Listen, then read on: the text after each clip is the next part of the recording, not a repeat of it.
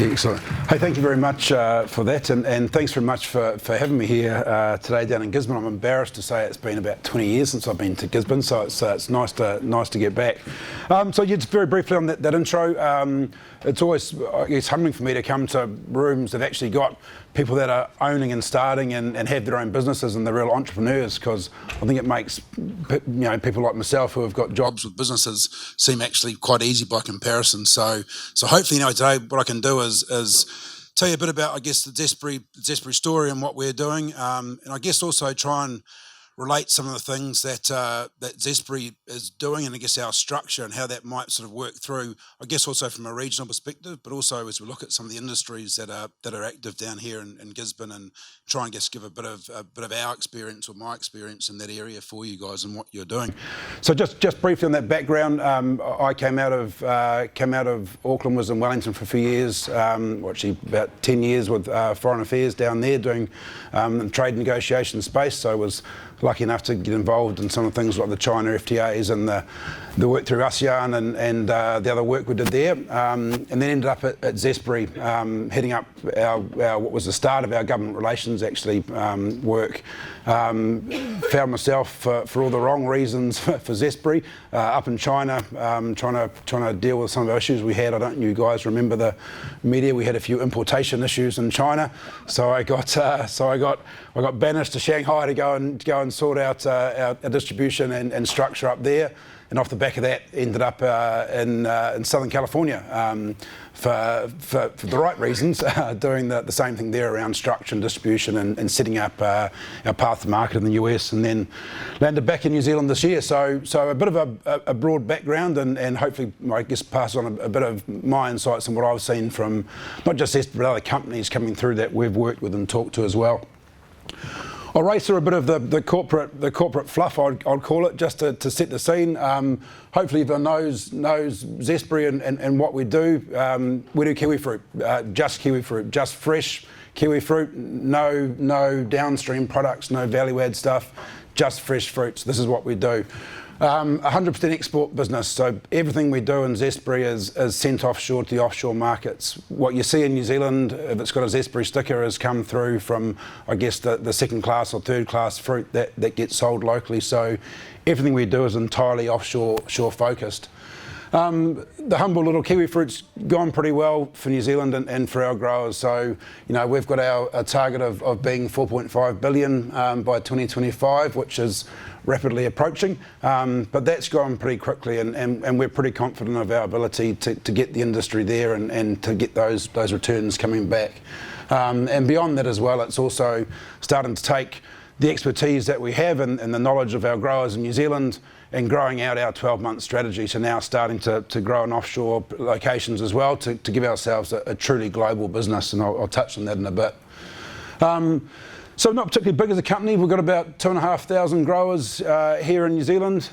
They're spread all around the show. We've got about, it says there, 13,500 hectares. So in New Zealand scale, pretty big. We're over half of all the horticulture exports that leave New Zealand. So by comparison, that's about twice the size of the pit fruit industry out of New Zealand.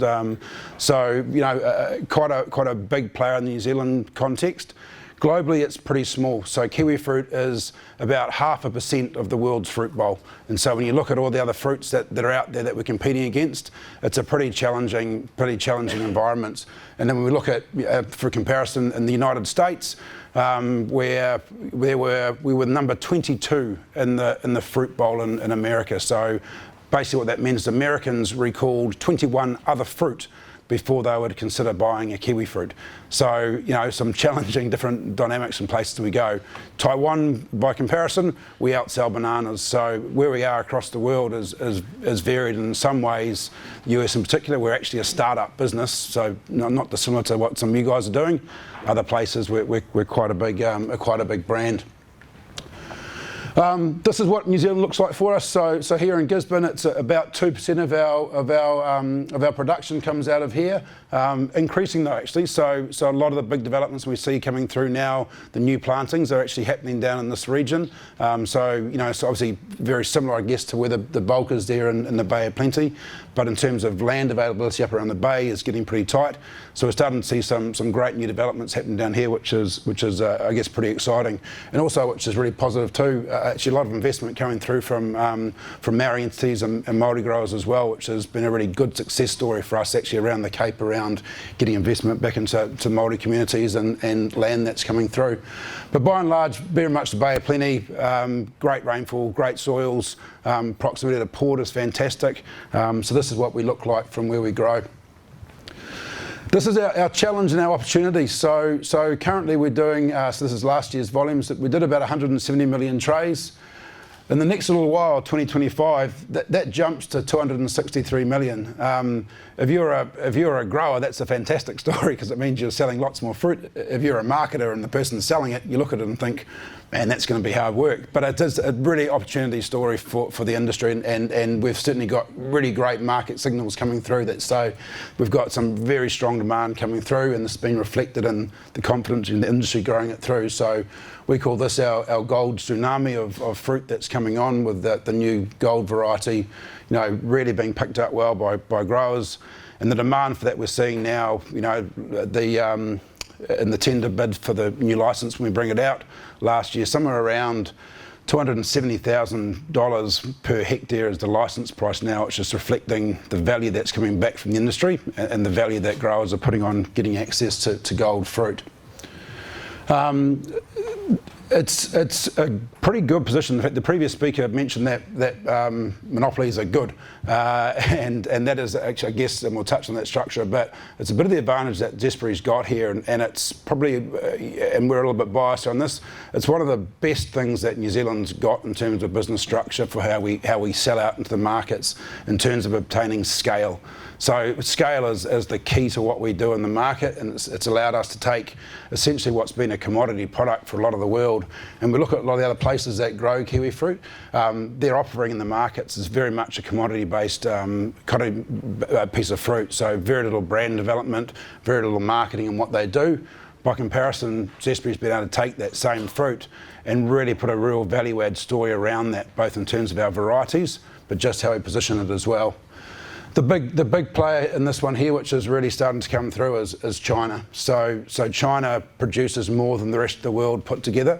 At this stage, it's of varying qualities and largely consumed locally, but it's an area that we've been watching pretty closely in terms of production opportunities. And if you've seen the media in the last couple of days, actually, now an issue we're dealing with actually quite considerable plantings of our PVR gold variety now becoming pretty prevalent up in China as well. So we're now working pretty hard to understand how we can address that challenge of controlling essentially our PVR leakage up in the China market, which is a difficult place to try and control those sort of things. But certainly an opportunity in that market, and certainly a very, very big sales market for Zespri.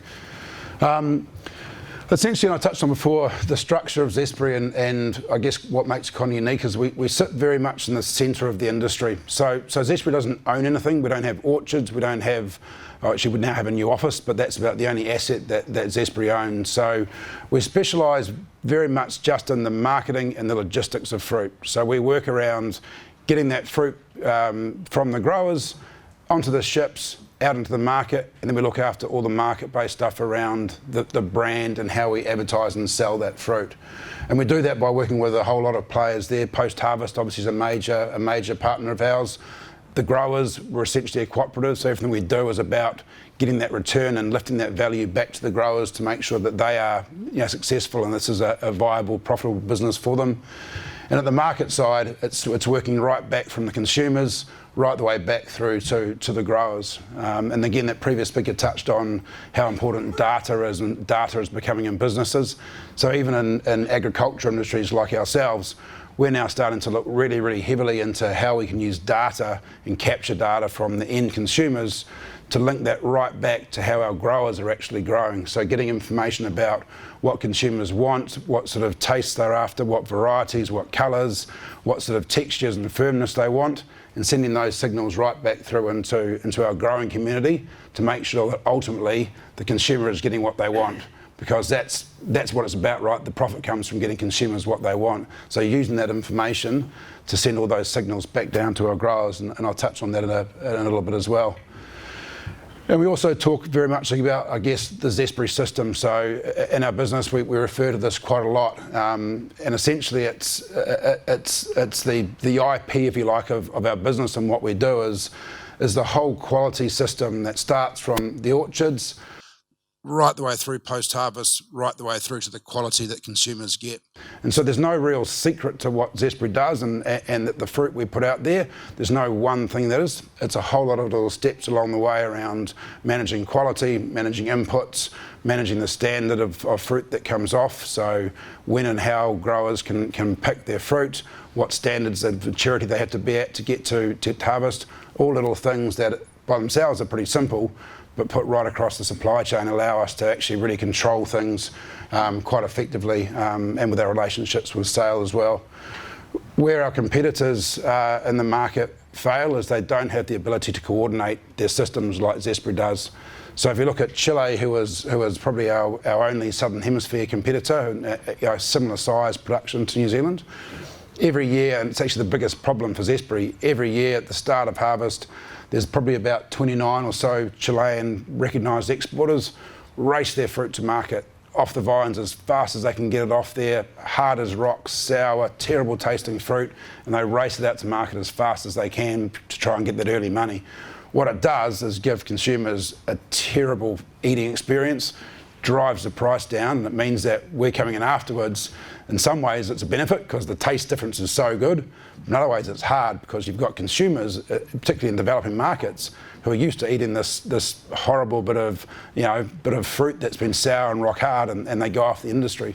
So in a lot of markets we're actually going in trying to re-educate consumers about actually what a good piece of kiwi fruit is. But at the same time, you're also trying to convince them to pay, in some areas, 2 or 3 times the price of a competitor piece of fruit to get that value proposition across. But what we do is have very strict criteria to get that quality, so that when our fruit hits the market, it's all of exact same consistency, whether it's size and shape, but importantly taste, so that each time people buy a Zespri bit of fruit, it's the same as the last one they bought. It's kind of the McDonald's approach to what we do. It's everywhere in the world you go, it's the same eating experience, which is the challenge. And that comes through that Zespri system that we talk about for consistency. Innovation is a massive part of it as well, and this is true for every industry. Staying ahead of the competitors and staying ahead of what the consumer wants is a huge part of it.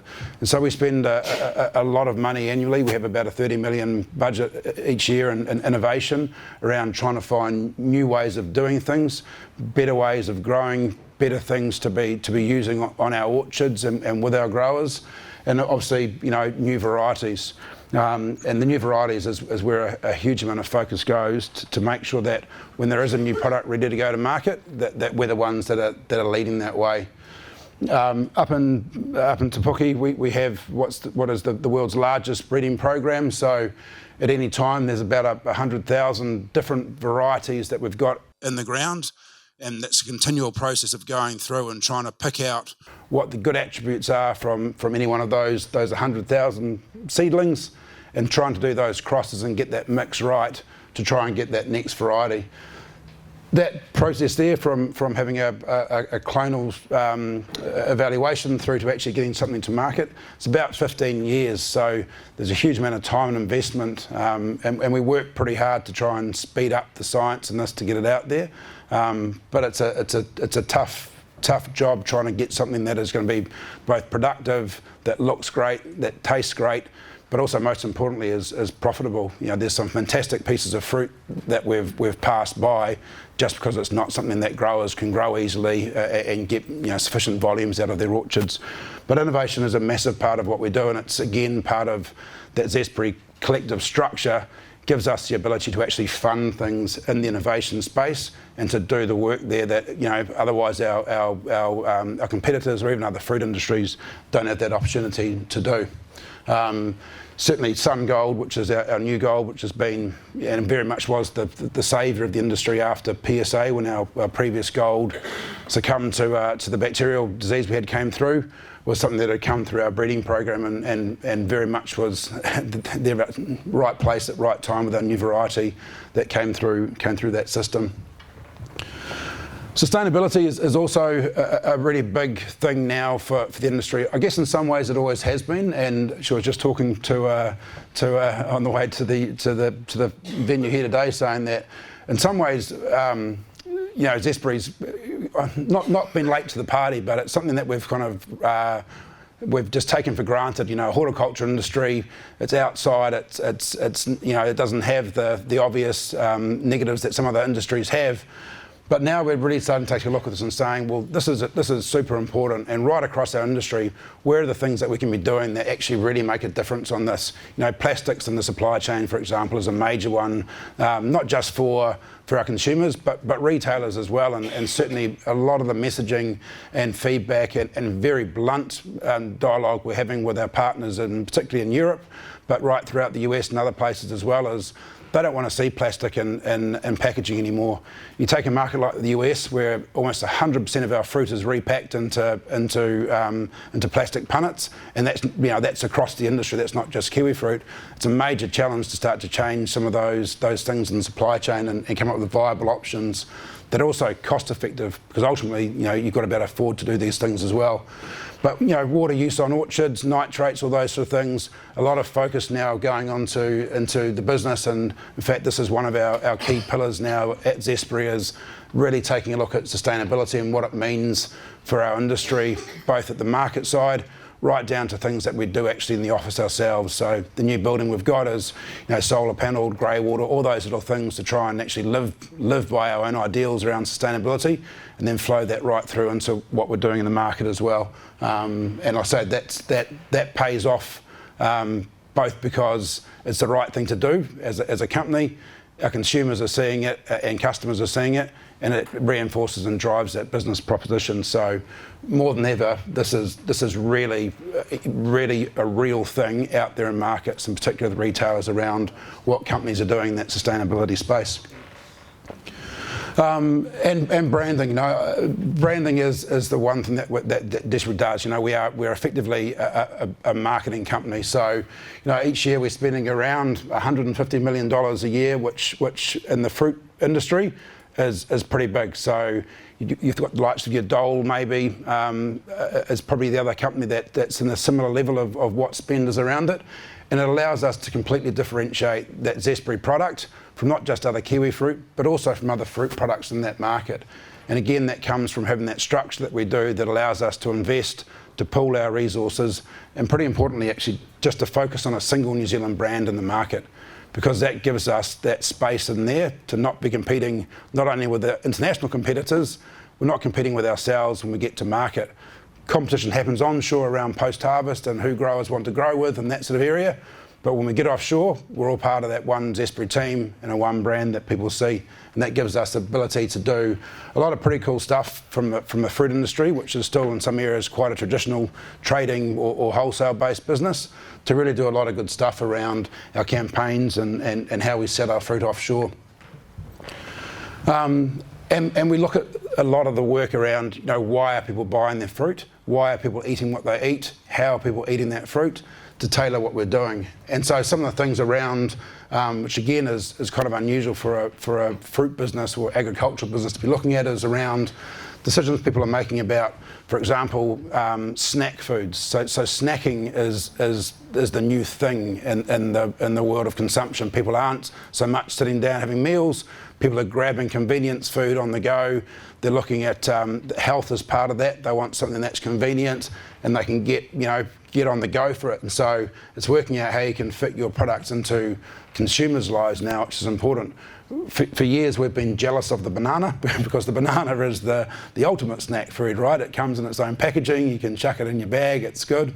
Kiwi fruit's kind of hard to do that with, but you know, it's a lot of people offshore, a lot of Kiwis here, we will eat the whole thing, we'll bite it in half. A lot of people offshore aren't quite sure what to do with kiwi fruit, so a lot of marketing and work now and trying to educate people how to eat kiwi fruit properly, and also but fitting it into this image of a snacking lifestyle and convenience as well. And health is that big one too. So, and again, having just come out of the US for a couple of years, this is very much at the forefront of people's minds. People making purchase decisions based on what's good for them and what's good for their families. And so we spend a lot of time and a lot of money on researching the health properties, and this actually leads a lot of our marketing. And so through Asia in particular, we're almost marketing kiwi fruit as a health supplement as opposed to a piece of fruit, because people are making the decisions on buying fruit because it's good for them. So the whole digestion parts of kiwi fruit, the whole vitamin C, the digestive health and gut health that comes from kiwi fruit, a lot of effort put into educating consumers around what goodness you get from a kiwi fruit, as well as the taste attributes as well. And so that's quite a deliberate shift in marketing ourselves out there for what people want, not just so that we're competing alongside an apple or a banana or an orange on the shelf. People are making that choice. And in fact, a few years back I used to look after our Far East Russian business, and Russia's a few years back not the most economically viable market at that time. People were making decisions and were choosing to pay more for kiwi fruit because they were doing that because they knew that they could give their family, their children, better vitamin density for that spend than they could have by buying other pieces of fruit together. So they were actually making conscious decisions on how much health can I get for my money, and that was quite an interesting thing to see how people were working in it. So that the dollar wasn't putting them off, higher priced fruit. It was around what they were putting into their kids. So I realise that for a lot of businesses, Zespri's scale is quite different, and often the challenge is, well, how do I take what Zespri does with $150 million of marketing and 500 staff and apply it to your own business or to your own industries? And so I guess if I look and I've tried to sort of think about, what are some of the things that Zespri has and does that are relevant? And I mentioned earlier on, the real key to what we do and have is scale. So the collaborative nature or structure of our business, which essentially is that, for want of a better word, that single desk structure, it gives us scale. So when we hit the market, whether it is the US or Asia or Europe, wherever it is, we've actually got the scale to be able to serve customers. We've got the budgets to be able to do our marketing.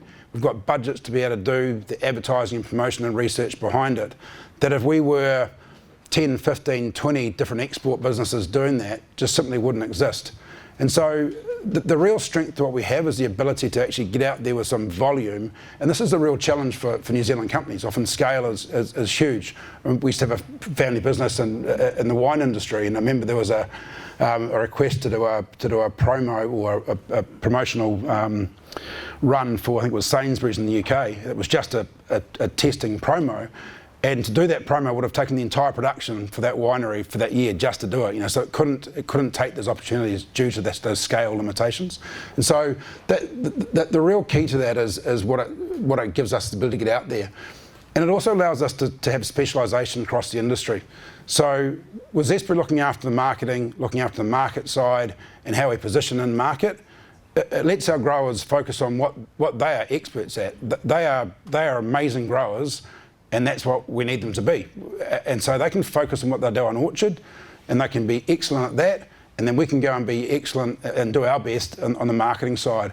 And so often you'll get New Zealand companies that you've got the entrepreneur is the developer, the marketer, the exporter, the person that's paying the bills and sweeping the floor at the same time. And obviously it takes time to get to that scale, But the specialisation and having some people focus on what their areas are is a real key to that. And whether it's within industries or with brands, and we've seen some great examples in the wine industry, for example, with I think it's the family of 12 that have got together and jointly market and promote themselves at offshore trade fairs.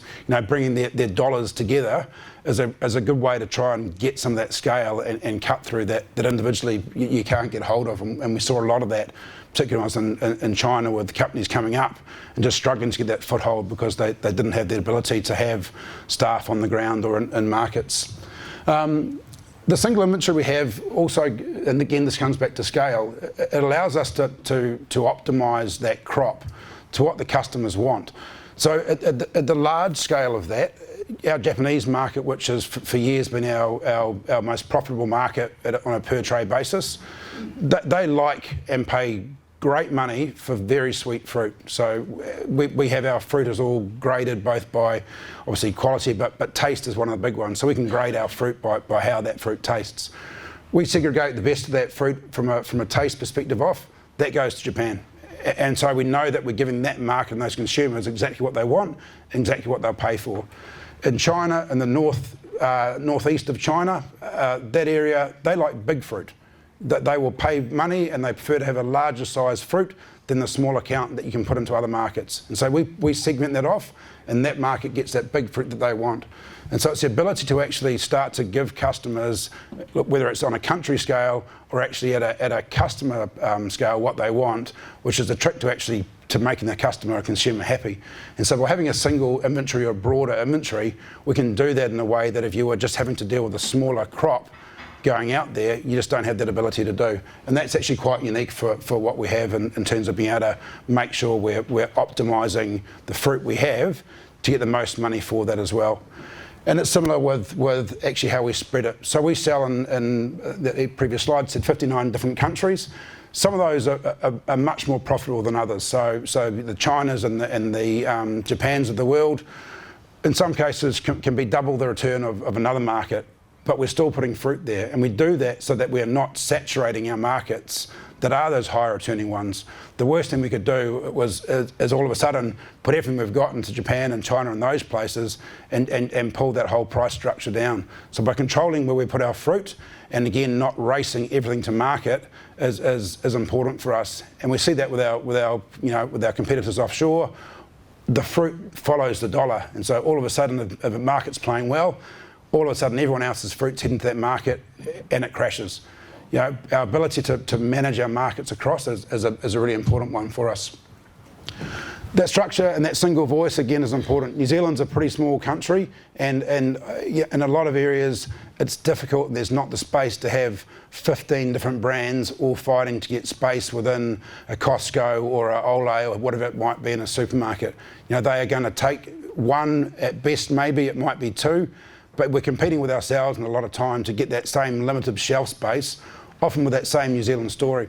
And so what the kiwi fruit, structure allows us to do is have a single brand that goes out there. People want to take Zespri fruit, New Zealand fruit in there, they're buying Zespri, and that Zespri takes shelf space, and that's what it is. We're not battling with our neighbour down the road to try and undercut them, get them into that market. And so that's a really useful and very strong position for us to have, because that becomes synonymous then with that New Zealand brand and what it means under that Zespri label. Again, just touching that, it allows us to really maximise that spend and that branding. It's one promotion for one brand and what we're doing. And it helps us get talent, a bit of scale there allows us to make sure that we are getting the good advertising companies, we are getting good staff attracted to work for the business, we are getting specialists in, because we've got that consolidation there and a bit of scale for it. We at times this can be frustrating, but we do have a very strong industry ethos of everyone grows together, and so because of that co-op structure that we've got there, innovation, new varieties, new products, new on orchard techniques, the industry learns together. And so when someone has got an idea, or there's some research, or there's something application comes on, it's a new way to do it, it's girdling on orchards, it's stringing, it's overheads, canopies, whatever it might be, the industry picks up and goes together with it. So what we've seen is the whole industry lift, rather than having individual companies or players raced out ahead of it. As a result, the industry has done pretty well out of that. So we've put a lot of effort with our orchard productivity team that gets out there and works on orchard and does field days with growers around productivity things. Our new varieties obviously accessible right out there across the industry. Information shared with growers across the country through Canopy and the other communication tools we have, and through field days and those sort of things with growers too. And then on a government level, and this has been important, we do have the ability of having one voice talking to government. So where it's around market access issues, our current issues, for example, around the varieties in China, when we had the PSA issues, having a single voice that can be talking with government or the regulators or MPI or offshore markets allows us to really narrow those conversations down and get a lot more traction as a result of that. And so we find that when we have had issues, the ability to get down to Wellington and get the access that we're after, people pick up the phone, which is really important for us at times, and the government's been hugely helpful. Just a couple of observations from me, having seen a number of companies come through, in particular the Asian markets, but also the US as well, for companies that are coming out and starting to export. And one observation I'd make is that exporting is expensive. It does take resource, it does take a plan and a strategy, and you can burn cash really quickly if you're not thinking stuff through in time. Now that's a really obvious statement, but taking the time to plan a strategy and research those markets and know what you want to do, because there are a huge amount of ways to do things. If you look at just those the markets I'm most familiar with, the channels for your market. Are you wholesale? Are you going to go to retail? What sort of retail are you going to? Are you high end? Are you going to are you a Whole Foods customer, or are you a Costco customer in the US? Are you niche? What's the distribution model? Is it a retail where you're going to go up there and directly sell to retail and staff that yourself? Or is it best to be partnering with distributors or looking at JV things? There's a range of different options there, and understanding and knowing the strengths and weaknesses and opportunities of all those is really important, because they can be very different and very different outcomes for your business. Knowing that competitive landscape, again, who are you competing against, and what is that point of difference that you bring with your product? What is the story and that compelling, if you like, that moment where someone is going to make that decision to change from what they've been doing and all of a sudden to buy your product. And this is very real for us in the US, like I say, as a startup there. What is it that's going to convince an American mum or dad who for the last 30 years has bought the same apples, bananas and a pear, as part of their weekly shop? What is going to make them stop and decide all of a sudden to try a fruit they don't really know anything about, is comparatively really expensive? Why would they do that? And so thinking through what is the thing that's going to change someone's mind to make that decision is it's hard, but it's a really important thing to try and work out what is going to change a consumer's buying behaviours to give my product a shot. We talked about the previous speaker around failing, and failure is a constant, I guess, within innovation, but mitigating failure is also quite good to do, because it'd be awesome if failure wasn't a good thing and success was what we were going for. So what are the things that can go wrong? What are the challenges? What am I likely to come against? And mitigating where you can with that. A big plug for the New Zealand Inc. story out there, particularly for smaller businesses. NZTE and your embassies can save you a lot of time, and they can be really, really effective for you. My advice is get there early, talk to them early, find someone in one of those agencies and latch onto them, because if you've got someone who's on your side and working with you that you can pick up the phone with and have those conversations, you get a lot more traction doing that than I guess being a random business that every now and again calls through. My favourite, which is a geek story really, but my favourite trade negotiation story, when we were talking with Southeast Asia, there was a very small onion exporter who weekly would ring the lead negotiator, and this guy has a very small business, and he would harangue the trade negotiator about what the outcome was going to be for onions. And I remember the negotiator at the end of it saying he was so paranoid about having to go back to New Zealand and talk to this onion grower if he didn't get a good deal for onions, that in his whole way through this negotiation, onions was at the forefront of his mind for it. And that's what you want. You want people to be thinking that about your business, you know. So and trust me, the negotiators, the embassies, the entities, they love having companies to work with that are engaged and do things with them. So absolutely, you know, take them up or get into their heads. And it's important that it'll stretch your budget. They do some great stuff that you can get up there, whether it's trade shows, whether it's working with other like industries to get up there, help get some scale through what you're doing with what NZ Inc.'s doing up there as well. And I'll just, you know, the last one is learn from those other mistakes that people are making, you know. Ask questions, ask all the dumb questions, ask them 10 times, and forums like this are fantastic for talking to everyone else about what they're doing and what they've experienced, because often the stories and challenges are the same. So, you know, do that, learn from everyone else and think about how to get that scale and what you're doing. So the first one is, how can Gisborne capitalise on Zespri's work? Plant some kiwi fruit for you, be good to do. No, look, I mean, I guess if the questions around context for other industries, I mean, to me, I guess it's some of those things around how to collectively get some scale in what we do, you know, and are there opportunities for different companies or players to work together and really try and get some scale in what you're doing in the offshore markets, because it is, you know, it can be tough out there if you're not getting that collaboration and working together on stuff. That'd be my take. What might you look for in an offshore collaboration? So, I mean, wanting the same thing is the key to it, right? I mean, we've been burnt a number of times by distributors and players that have a different end goal from what you're after, and you really want to be in there with players that have got a long-term strategy to work with you, that are happy to jointly invest with you, so they've got skin in the game of what you're doing as well, and that mix has got to be right. I mean, it's a very soft skill thing, right? But you've got to feel comfortable with the partners you've got in dealing with it. If it's not, it can be very, very hard to do that. But, you know, alignment of ideals, alignment of what you're trying to achieve, and particularly, you know, as Kiwis, we have a very strong ideal about what our business stands for, what our brand stand for. You know, you want players that are in that same mindset, I guess, with it. Preferably ones that don't underdeclare duties at customs is always good as well, from experience. How do you protect your brand and assure authenticity to consumers? Is counterfeit packaging, etc., an issue? And if so, how have you mitigated this? Yeah, so market by market, very different, but yes, it is a major issue. So we have.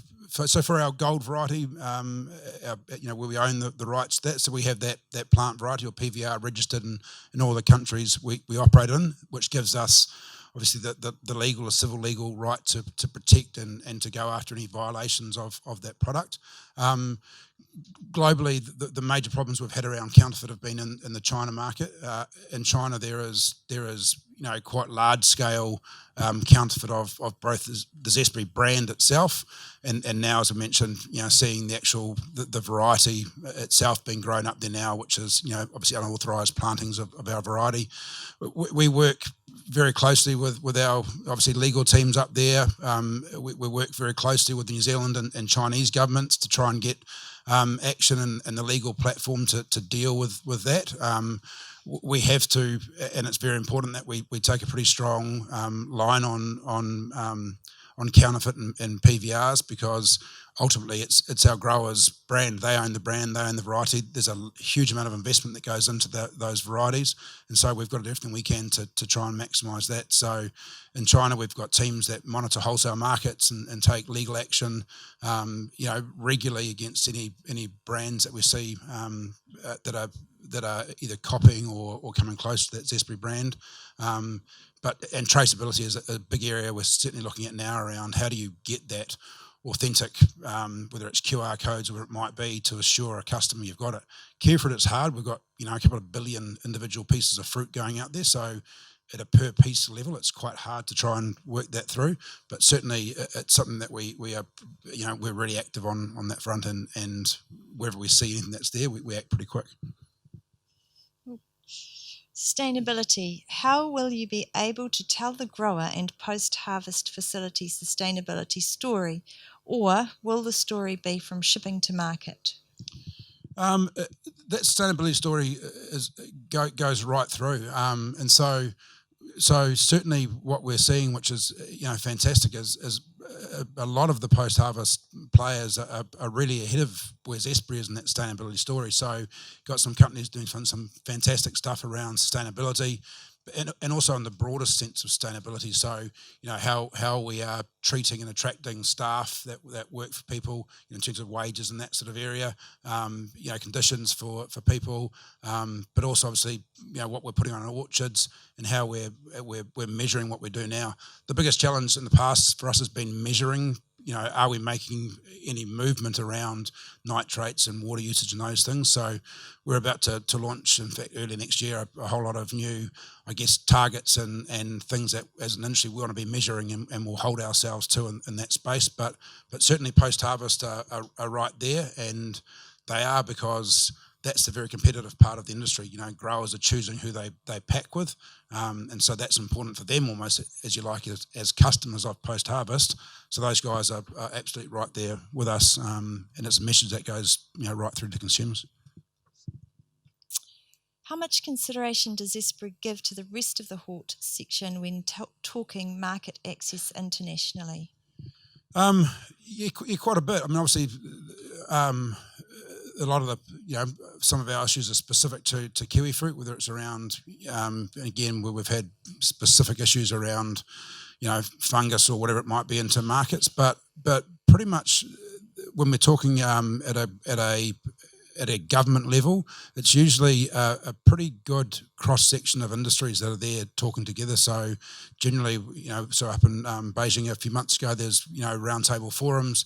Soil Fern Farms, ourselves, the Apple guys are all there as part of that conversation. So there actually is a really good, and MPI are fantastic this offshore, a really good representation of those key industries that sit down and get those dialogues and conversations with government. And actually having a group of companies together do that is sometimes a lot easier to get that that face time with foreign governments and agencies than by ourselves. But we try and do as much as we can. We work pretty closely with, for example, the avocado guys. We do a bit with them, certainly up in the markets around how we can look to leverage each other and what they're doing in terms of market successes and distributors. We talk a lot with the Apple guys around who they're working with and how they're doing their distribution as well. So it's great. Once you get offshore, there's a pretty good collaboration. One last one, and apologies, there are more than one here, but let's do this one. What makes the kiwi fruit industry different now to the 1980s?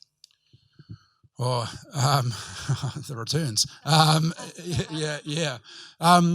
So the Zespri. So the answer is the regulations, right? So kiwi fruit went through that classic boom and bust back in the 80s, where there was huge overplanting, massive competition with people going out to the export markets and no real consolidation with it. So as a result of that, and as a result of people literally losing their orchards and losing their shirt over this bust in the industry, that's when growers went to get that single desk set up. So it was that crisis that led to the regs being set up that created Zespri at growers' request to have a single exporting body, and that's led to the stuff we touched on earlier around just having that single voice for all kiwi fruit out in those markets, and it's been a really good growth story since then. We'll be tested, and we are every year, by the returns to the growers.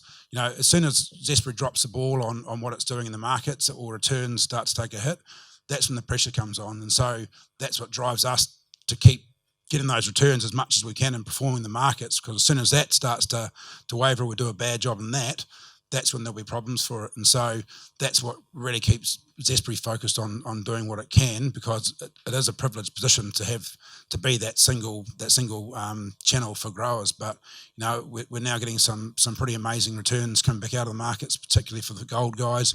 But green growth has been pretty phenomenal as well, which has been great. So that structure is the big key and allowing that single brand.